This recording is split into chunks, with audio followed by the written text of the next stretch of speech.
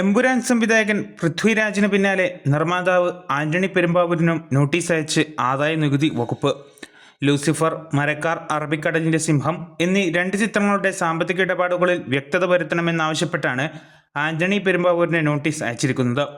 ഈ മാസം അവസാനത്തോടെ നോട്ടീസിന് മറുപടി നൽകണമെന്നാണ് ആന്റണിയോട് ആവശ്യപ്പെട്ടിരിക്കുന്നത്. 2022 സിനിമാ മേഖലയിലാകെ റെയ്ഡ് നടത്തിയിരുന്നു എന്നും ഇതിന്റെ തുടർച്ചയായാണ് ആന്റണിക്ക് നോട്ടീസ് അയച്ചതെന്നും ഇത് എമ്പുരാൻ ഇഫക്റ്റിന്റെ ഭാഗമല്ലെന്നും ആദായനികുതി വകുപ്പ് പറയുന്നു. ഓവർസീസ് റൈറ്റ്, താരങ്ങൾക്ക് നൽകിയ പ്രതിഫലം എന്നീ കാര്യങ്ങളാണ് IT ആന്റണി പെരുമ്പാവൂരിനോട് പ്രധാനമായും ചോദിച്ചത്. 2019 മുതൽ 2022 വരെയുള്ള കാലയളവിലെ സിനിമാ ചിത്രീകരണവുമായി ബന്ധപ്പെട്ട വിവരങ്ങളാണ് 2022 റെയ്ഡിൽ IT വകുപ്പ് പരിശോധിച്ചത്. ഇതുമായി ബന്ധപ്പെട്ട വിവരങ്ങൾ IT അന്വേഷണ വിഭാഗം അസസ്മെന്റ് വിഭാഗത്തിന് കൈമാറിയിരുന്നു. അസസ്മെന്റ് വിഭാഗങ്ങൾ ഇക്കാര്യങ്ങൾ പരിശോധിച്ചാണ് ഇപ്പോൾ ആന്റണി പെരുമ്പാവൂരിന് നോട്ടീസ് നൽകിയത്. നേരത്തെ നടനും സംവിധായകനുമായ പൃഥ്വിരാജിനും ആദായനികുതി വകുപ്പ് നോട്ടീസ് അയച്ചിരുന്നു.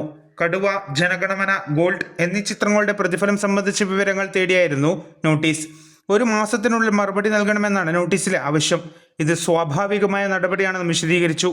അതിനു മുമ്പ് നിർമ്മാതാവ് ഗോകുലം ഗോപാലിനെ എൻഫോഴ്സ്മെന്റ് ഡയറക്ടറേറ്റ് ചോദ്യം ചെയ്യുകയും സ്ഥാപനങ്ങളിൽ പരിശോധന നടത്തുകയും ചെയ്തിരുന്നു.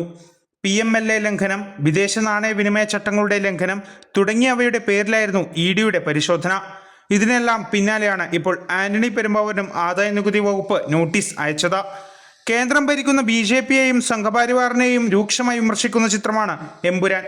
ഇതിന്റെ നിർമ്മാതാക്കളാണ് ആന്റണി പെരുമ്പാവൂരും ഗോകുലം ഗോപാലനും. ചിത്രത്തിന്റെ സംവിധായകനാണ് പൃഥ്വിരാജ്.